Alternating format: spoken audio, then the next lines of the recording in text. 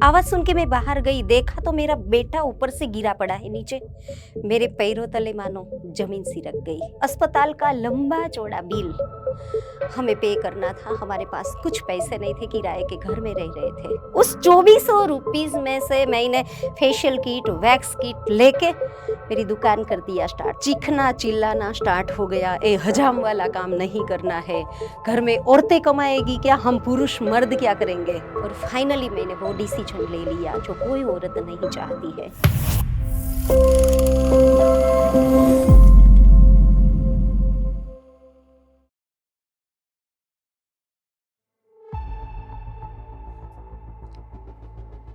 जी हाँ, यही एक शब्द को अपनी किस्मत समझकर 18 साल गुजार दिए। मैं बस बेचैन होके तड़प रही थी उस मरीज की तरह जिसकी आत्मा, उसकी रूह उसके गले में अटकी थी, और वो जिंदगी के हर एक पल में बस ये दुआ कर रहा हो, मुक्ति मुक्ति और बस मुक्ति।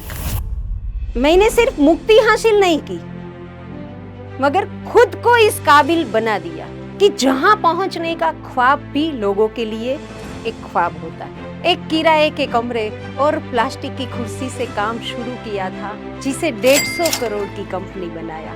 इस गांव की रहने वाली औरत ने इस 10वीं कक्षा पास हो। हेलो नमस्कार फ्रेंड्स, मेरा नाम है डॉक्टर अंशु पाडलिया। मैं काया पलट केयर की फाउंडर हूँ हम और डायरेक्टर हूँ कुमकुम वेलनेस प्राइवेट लिमिटेड, जो कि हम लोग मिट्टी में से हेल्थ और ब्यूटी की प्रोडक्ट्स का मैन्युफैक्चर कर रहे हैं। 17 साल की उम्र में मेरी शादी हो गई गुजरात के राजकोट में। मेरे पति एक ट्रक ड्राइवर थे। वो काम क्या करे उससे तो मतलब नहीं, मगर उम्र मेरे से उम्र में काफ़ी बड़े थे और कुछ पढ़े लिखे नहीं थे। खैर मैंने वो नियति समझ के एक्सेप्ट कर लिया और मैं 2 बच्चों की माँ बन गई। और कहते हैं ना, सभी कहानी में कुछ चैलेंज आते हैं, कुछ ट्विस्ट आते हैं। मेरी ही लाइफ में ऐसे कुछ चैलेंजेस आए। मेरा छोटा बेटा सिर्फ 2 साल का था। एक दिन अचानक मैं कुछ काम कर रही हूँ और चीखने चिल्लाने की आवाज़ सुनी। आवाज़ सुन के मैं बाहर गई, देखा तो मेरा बेटा ऊपर से गिरा पड़ा है नीचे। मेरे पैरों तले मानो जमीन सिरक गई। एक माँ के लिए उसका बेटा क्या होता है वो तो सब जानते हैं। जैसे तैसे करके हमने उसको अस्पताल पहुंचाया। डॉक्टर ने बताया ब्रेन हैमरेज है। मेरे पति ट्रक लेके अक्सर बाहर रहते थे। उन दिनों मोबाइल फोन नहीं था तो उसका कोई कॉन्टेक्ट भी नहीं हो रहा था। ट्रीटमेंट स्टार्ट की। ब्रेन हैमरेज शब्द सुनते ही बस अब भगवान को प्रार्थना करने लगी, पता नहीं क्या होगा। कोमा में चला गया था, अंडर ऑब्जर्वेशन रखा 48 आवर्स। वो बात याद करते ही मेरे रोंगटे खड़े हो रहे हैं। मगर अस्पताल का लंबा चौड़ा बिल हमें पे करना था। हमारे पास कुछ पैसे नहीं थे, किराए के घर में रह रहे थे। ट्रक बेच दिया, गहने बेच दिया, इधर उधर करके हमने वो बिल तो पे कर दिया। और भगवान की कृपा से मेरा बच्चा भी ठीक हो गया। मगर अब किराया भरना है, बेटे की फी भरनी है, छोटे की ट्रीटमेंट चल रही है, दवाइयाँ का खर्चा है। घर क्या कुछ नहीं मांगता। अब पैसे घर में है नहीं। पति का एक स्वभाव था, मैं खुद का बिजनेस करूंगा, नौकरी नहीं करूंगा। अब गले में एक चेन थी, वो भी मैंने उसको उतार के दे दी, चलो आप दूसरा ट्रक ले लो। वो भी लिया और उसमें भी लॉस करके थोड़े ही दिनों में वापस से घर बैठ गए। अब डे बाय डे परेशानी बढ़ती गई बढ़ती गई। अब बच्चे को मैं बाहर भी नहीं लेके जा रही थी, क्योंकि कहीं कुछ जिद कर दे तो मेरे पास पैसे तो है नहीं। मैं कैसे उस बच्चों को, उसकी जिद को मैं पूरी करूंगी। और कहते हैं ना, ऊपर वाला जब भी हमारी लाइफ में कुछ तकलीफें आती है, कोई फरिश्ते को भेजता है। एक दिन ऐसा ही हुआ मेरे साथ। हमारी पड़ोसन जो कोई ब्यूटी पार्लर में गई थी, उसकी आईब्रो बिगड़ गई थी।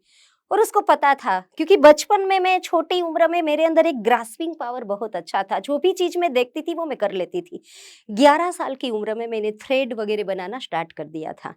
तो लोगों के साथ अक्सर ये बातें होती रहती है हमारी। तो वो आई बताती है, मेरी ये आईब्रो बिगाड़ दी है, आप सही कर दो ना। मैंने उसको सही किया, वो इतनी खुश हुई। बस उसी दिन से मेरी कहानी का पार्ट 1 स्टार्ट हुआ, भाग मिल्खा भाग। मगर जैसे ही पति शाम को घर आए, मैंने उसके साथ बात शेयर की कि देखो जी, अभी हमारे घर में कोई पैसे की इनकम नहीं है। आपको जब तक काम ना मिले, आप जब खुद का बिज़नेस स्टार्ट ना करो, मैं यहीं से गुज़ारा करती हूँ, सीखने के लिए नहीं जाना है। बस प्लास्टिक की चेयर में पिलो रख के मेरा सैलून हो गया स्टार्ट, दुकान शुरू हो गई। मगर चीखना चिल्लाना स्टार्ट हो गया, ए हजाम वाला काम नहीं करना है, घर में औरतें कमाएगी क्या, हम पुरुष मर्द क्या करेंगे, उस हिसाब से शुरू हुआ।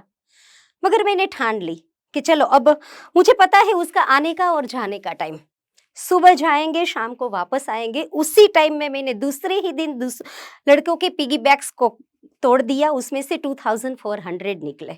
उस 2400 रुपीज में से मैंने फेशियल किट, वैक्स किट लेके मेरी दुकान कर दिया स्टार्ट, लोगों को बोलना स्टार्ट कर दिया और ये प्लास्टिक की चेयर से काम स्टार्ट हुआ। मगर ये कब तक चुप था।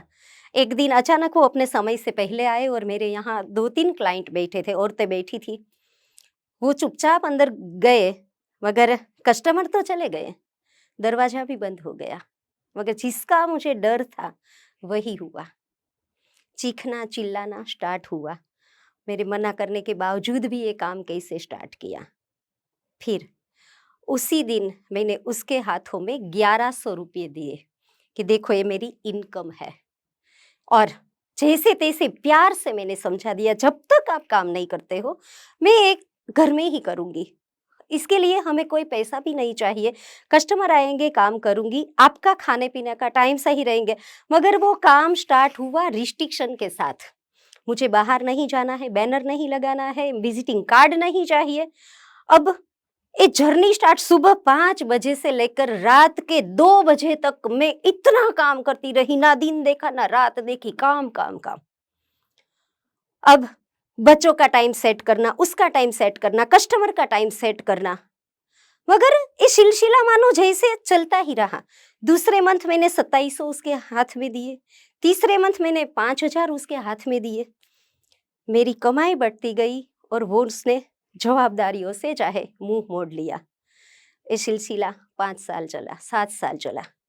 मगर कहीं ना कहीं अंदर से ये मेन ईगो जन्म दे रहा था कि अब लोगों में बात करना स्टार्ट हो गई, तेरी बहू रानी तो बहुत अच्छा कमा रही है, तू नसीब वाला है, बच्चे भी बहुत अच्छे से स्टार्ट हो रहे हैं, कमाई कर रहे हैं। बस एक कमाना बंद हो गया, नोक झोंक छोटी बड़ी शुरू हुई कि चलो भाई आप कमा नहीं रहे हो कोई बात नहीं, मगर अब मेरा काम बढ़ गया है, जिम्मेदारियां है। आप बच्चों की जिम्मेदारी लो, स्कूल लेना, ट्यूशन लेके जाना, सब्जी का कुछ देखो, इतना इतना ही ख्याल रखो तो भी मेरे लिए बहुत है, आप मुझे इतना सपोर्ट करो। इतना बोलते ही गाली गलौज, चिल्लाना चीखना स्टार्ट हो जाता था। एक औरत तब तक पवित्र है जब तक वो सीता है, सावित्री है, जब तक वो अब घर की दहलीज नहीं लांघती है। एक औरत तब तक ही पवित्र है जब तक वो अपने मर्द की हाँ में हाँ मिलाती है। मेरे साथ ही कुछ ऐसा ही हो रहा था। कब तक ये छोटी छोटी नोक झोंक बड़ी कहानी तक पहुंच गई मुझे भी पता नहीं चला। मेरा काम बढ़ता गया और मैं खुश होती रही, चलो अच्छे दिन आ गए हैं। मगर उसने तो जिम्मेदारियों से जैसे मुंह ही मोड़ लिया। रिस्ट्रिक्शन जब मेरे तक थी तब तक सीमित थी, मैं सह सकती थी, दबाव जितने थे मैं सब सह लेती थी। मगर अब वही रिस्ट्रिक्शन मेरे बच्चों के ऊपर था। बाहर नहीं जाना है, खेलने नहीं जाना, ये नहीं करना, वो नहीं करना, गाली गलौज मार पीट बच्चे पे आ गया। अब वहां पे एक माँ की ममता उजागर हुई और एक पति पत्नी का रिश्ता बहुत नाजुक दौर से गुजरा। और किसको वो लगेगा कि अपना घर तोड़े।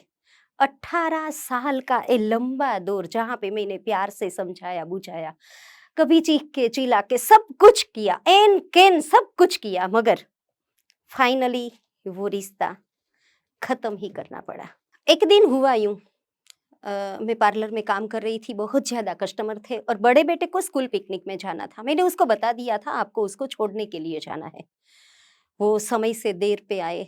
बच्चे को एक शौक होता है जाने का, वो रेडी होके बैठा था और जैसे ही वो आए बोलता, वो रोने लगा कि मेरी तो बस छूट गई, अब मैं नहीं जा पाऊंगा।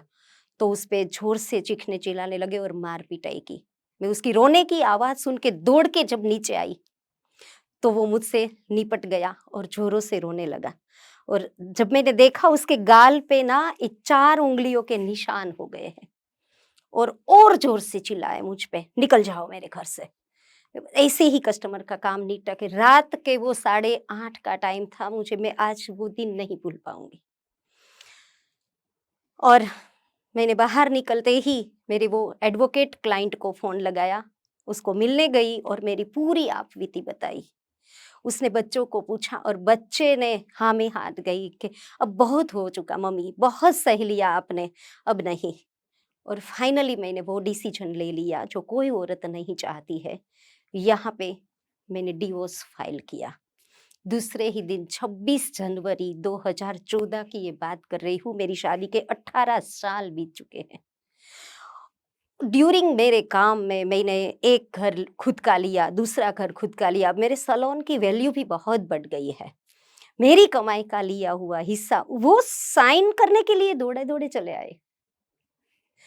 बच्चों भी मेरे पास एक बार नहीं बोला कि हम ए बच्चे का क्या? अब जिस इंसान को कमाना ही नहीं है, जिस इंसान के कोई सपने ही नहीं है, नैरो माइंड थिंग है और जनरेशन गैप हमारा है, उसके मैं क्या और आशा रख सकती हूँ? मगर इस तरीके से तकलीफ ने मेरा पीछा नहीं छोड़ा। मैंने उसको 27 लाख का एक घर लेके दिया और उसको बोला ये किराए पे चढ़ा दे और इससे तू चला कर। लाइफ में कभी भी मेरी ज़रूरत पड़े, तू मैं बीमार हूँ मुझे कॉल कर देना, मगर आज से हमारा रिश्ता ख़त्म और यही पैसों से मैं सुकून खरीदती हूँ। और अब मुझे मुझे मेरे बच्चों की एक ज़िंदगी को बनाना है, प्लीज़ उसमें मेरी बाधाएँ मत बनना। मगर बहुत टाइम तक उसने मुझे हरेस करना स्टार्ट किया। रोज़ आते थे, एसिड लेके आते थे, मार दूँगा, पीट दूँगा। और यही हमारे समाज के लोग जो कहते थे, पहले वही लोग बोलते थे कि तेरी जगह पे हम होते तो इसको कब का छोड़ दिया होता, तेरी जगह के हम होते तो हम ये सहते नहीं। अब जो वो बाहर निकल गया वही लोग की बातें चेंज हो गई। अब तो पति चला गया, मुंहफट बन के वो कर रही है, ये कर रही है। ये सब मुझसे सहा नहीं गया और उसने भी सेपरेशन का कुछ बहाना तो चाहिए, क्यों तलाक लिया। बस बात आती है जो औरत कभी नहीं चाहती है कि उसके एक पवित्र रिश्ते को, कैरेक्टर को उछाला जाए। तब मैं बहुत डिप्रेशन में आ गई और सुसाइड अटेम्प्ट करने की भी सोच ली। उस दिन मैंने मेरे बच्चों की नज़र में वो दर्द देखा। इतने रोए, आप लोगों को हमारे लिए जीना है, अगर मरना है तो सब साथ में मर जाते हैं। और दोस्तों, उस दिन मैंने ठान ली और मेरी लाइफ का पार्ट 2 स्टार्ट हुआ, बियॉन्ड द बाउंड्री। और फिर बिना रिस्ट्रिक्शन से मेरा काम स्टार्ट हुआ और मेरे काम के अंदर मैंने इतना बदलाव लाया, जब तब तक मेरे हाथ में मोबाइल फ़ोन भी नहीं था। अब मैं सोशल मीडिया से इंट्रोड्यूस हुई, मैं सोशल मीडिया थ्रू मेरी बात लोगों में बताती गई, मैंने सेमिनार्स करना स्टार्ट कर दिए, एकेडमिक वर्कशॉप्स करना स्टार्ट कर दिए। और एक दिन मुझे ऐसा प्लेटफॉर्म मिला जहाँ पे एक सेलिब्रिटी के सामने मुझे मेकअप करने का मौका मिला और उस दिन मुझे बेस्ट मेकअप आर्टिस्ट का अवार्ड मिला। मेरे प्रेजेंटेशन को लोगों ने इतना सराहा कि एक ही शब्द सब बोल रहे थे, इतने समय तक आप कहाँ थी? आप अपने इतने अच्छे आर्ट को क्यों छुपा के बैठी थी? बस उस दिन से वो सक्सेस जर्नी स्टार्ट हो गई और 2014 से लेके 2020 तक मैंने अपने आप को अपग्रेड करने में डाले। मैंने कॉस्मेटोलॉजिस्ट, डर्मेटोलॉजिस्ट, नेचुरोपैथी और साथ-साथ स्पिरिचुअल सत्संग शिक्षण परीक्षा, और उस दौरान मुझे बहुत सारे गोल्ड मेडल मिले, गुजरात राइजिंग स्टार का अवार्ड मिला, बेस्ट मेकअप आर्टिस्ट का अवार्ड मिला। अब मैं जहाँ मेरे पास एक साइकिल तक नहीं थी, अब मैं कार लेके घूमने लगी, बच्चों को घुमाने चलने लगी। एक ही बात सोच ली थी, दुनिया क्या सोचती है, क्या कहती है, मुझे उससे कोई पता नहीं है, मुझे वो जानना भी नहीं है। बस मुझे मेरे बच्चों की अच्छी लाइफ करनी है और भगवान की नज़र में मैं हमेशा वो रहूँगी, अच्छी बन के, मैं सीना चीर के वो भगवान की नज़र में नज़र मिला सकती हूँ। मेरे मम्मी-पापा को भी मैंने बता दिया था कि आपकी इज़्ज़त पे दाग लगे ऐसा कोई काम मुझे नहीं करना है, बस मुझे काम करना है। और मेरी छोटी बहनों ने, मेरे दादी ने मुझे बहुत साथ दिया बच्चों को पालने में भी। और दोस्तों, 5 साल में जो बदलाव आया, मेरा पूरा घर मैंने कॉर्पोरेट सैलून में बदला दिया, एक बहुत अच्छा एमिनिटी वाला फ्लैट लिया, बड़ी 2 कार ली। और हम सब की लाइफ में एक और पेंडेमिक आया। वो पेंडेमिक था कोविड पेंडेमिक। 5 साल में मेरी पढ़ाई के दौरान मैंने नेचुरोपैथी में से एक ठान लिया था। कहते हैं ना, जिद करो दुनिया जीतो। और वैसे भी मैं गुजरात के छोटे से गांव में पली बड़ी हूँ। मुझे मिट्टी का फ्लोरिंग, मिट्टी की वॉल, मिट्टी का चूल्हा, मिट्टी के बर्तन, लोग पहले मिट्टी से नहाते थे, करते थे। तो मैंने जिद कर ली थी कि मिट्टी में से प्रोडक्ट बना के इस ब्यूटी इंडस्ट्री को गिफ्ट करूंगी। मिट्टी की बहुत सारी R&D करके मैंने 2000 से ज्यादा कस्टमर के ऊपर उसके सक्सेस प्रयोग किए। मुझे वो बहुत अच्छे लगे, लोगों को रिव्यू बहुत अच्छे मिलने लगे। अब सरवाइव अब मेरा खत्म हो गया था, क्योंकि अब मुझे पैसों के लिए सरवाइव नहीं करना था। अब मेरा बड़ा बेटा अब्रॉड में पढ़ाई कर रहा है, छोटा बेटा डॉक्टरी में पढ़ाई कर रहा है। हम साथ मिलके इस मिट्टी की प्रोडक्ट की R&D कर रहे हैं। अब मेरी एक जिद ऐसी आई और मेरी कहानी का पार्ट 3 स्टार्ट हुआ। मेरे लिए सरवाइव जितना करना था वो कर लिया, मुझे जितना भुगतान करना था वो कर लिया। मगर कोविड के दौरान मैंने ऐसा देखा, बहुत सारी ऐसी औरतें थी जिसके पास कोई आर्ट नहीं है, घर चलाने वाला कोई नहीं है, उसके हस्बैंड भगवान को प्यारे हो गए, अब वो करे तो क्या करे। उन लोगों के लिए मुझे एक स्ट्रेंथ बनना है, उन लोगों के लिए एक पिलर बनना है। और तब तक हमारी गवर्नमेंट, मोदी सर ने भी आत्मनिर्भर भारत का ऐलान किया था। तब मैंने सोच ली, घर घर नारी को आत्मनिर्भर बनाऊंगी और केमिकल मुक्त भारत बनाने में मैं बहुत बड़ा रोल प्ले करूंगी। और दोस्तों, हम मिट्टी के पुतले हैं, मिट्टी में मिल जाएंगे। और हमारे गुजरात में तो एक कहावत है, गुजराती वो धूड़ बेचीने पण पैसा कमाए, यानी कि गुजराती मिट्टी बेच के पैसे कमा सकते हैं। और बहुत कुछ मैंने सोशल मीडिया पे मेरे टॉपिक पे बात करना स्टार्ट हुई और मेरा नया जन्म हुआ पार्ट 3, आर्टिस्ट से एंटरप्रेन्योर की जर्नी। और मैंने खूबसूरत सा नाम रखा काया पलट। लोगों की हेल्थ, वेल्थ और ब्यूटी की काया पलट करनी है, यानी कि ट्रांसफॉर्मेशन। और थ्रू काया पलट 0 बजट से, 0 रुपीस से मैंने 3 प्रोडक्ट से शुरू किया। आज मैं 200 प्रोडक्ट का मैन्युफैक्चर कर रही हूँ। हजारों ऐसी महिलाएं हैं जिसको मैं फ्री में, एक ट्रेंड सेटर बन गई थी मैं ब्यूटी इंडस्ट्री में। आउटर ब्यूटी के साथ साथ इनर ब्यूटी का कॉन्सेप्ट फ्री में मैं सिखाना स्टार्ट किया। हेल्थ कोचिंग के कोर्स के थ्रू आज हजारों ऐसी महिलाएं हैं जिसकी इनकम 0 थी, वो लाखों रुपीस काया पलट के प्लेटफॉर्म से कमा रहे हैं। इतनी नेचुरल प्रोडक्ट ना सिर्फ गुजरात तक सीमित रही, पूरे इंडिया में मेरी प्रोडक्ट को स्प्रेडिंग किया। और थ्रू एक्सपो अब्रॉड कंट्री में भी वो प्रोडक्ट गई। आज विदेश के लोग मेरे देश की मिट्टी से नहा रहे हैं। उस प्रोडक्ट में मेरे देश की मिट्टी है, वो मुझसे गर्व की बात है ये। और बस यही कॉन्सेप्ट चला और मेरे साथ साथ ऐसी हजारों महिलाओं की काया पलट हुई, जो आज मेरे लिए सबसे बड़ा अचीवमेंट है। मगर इन 5 सालों में जो करोड़ों का टर्नओवर, वो जो करोड़ों की वैल्यूएशन बनाई, और गुजरात के टॉप 25 बिजनेसमैन में आज मेरा नाम है, गुजरात की 100 ब्रांड्स में अब काया पलट है, बेस्ट हेल्थ प्रोडक्ट के अवार्ड्स मिले हैं, और world wide 1 and only female entrepreneur जो मिट्टी में से हेल्थ और ब्यूटी की प्रोडक्ट बनाती हुई, इससे 3 वर्ल्ड रिकॉर्ड मेरे नाम से है। मगर इस सारा श्रेय मैं इन 5 सालों को नहीं देती हूँ, वो मेरी 20 साल के काम का निचोड़ है। स्पेशली मैं मानती हूँ, किसी भी काम में अगर आगे बढ़ना है तो उसका पूरा का पूरा नॉलेज पहले गेन करो। आज मैं गर्व के साथ कहती हूँ, मेरे पास ना कोई एडवाइजर है, ना कोई पार्टनर है, ना कोई इन्वेस्टर है, फिर भी मैं यहां तक पहुंची हूँ। मेरा खुद का एक जज्बा है, बिना रिस्क सक्सेस को आपके साथ इश्क नहीं होगा। बस एक गांव की छोटी सी औरत, एक 10वीं पास, मैं ये कर सकती हूँ, तो आप लोग क्यों नहीं कर सकते हो?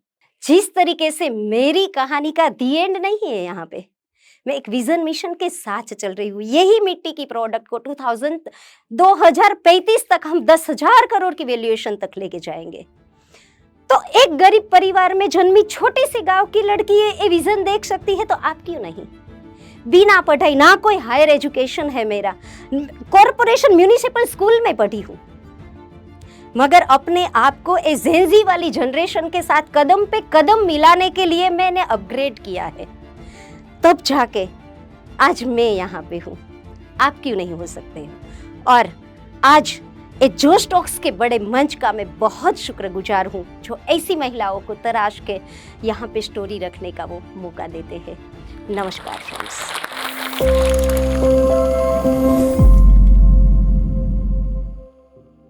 हेलो दोस्तों, अभी आप डॉक्टर अंजू को सुन रहे थे। डॉक्टर अंजू ने न सिर्फ अपने जीवन को बदला बल्कि अपनी तरह की तमाम दूसरी महिलाओं के जीवन में भी एक आशा की किरण लेकर आई है। आशा करते हैं ये कहानी आपको अच्छी लगी होगी। आप अपने विचार कमेंट्स बॉक्स में ज़रूर हमारे साथ साझा कीजिएगा। ये कहानी आप तक लेकर आए हैं सुहेल रिजवी यानी कि मैं, और इस कहानी को एडिट किया है साजिद ने। इस कहानी को यूट्यूब के माध्यम से आप तक पहुंचा रहे हैं राहुल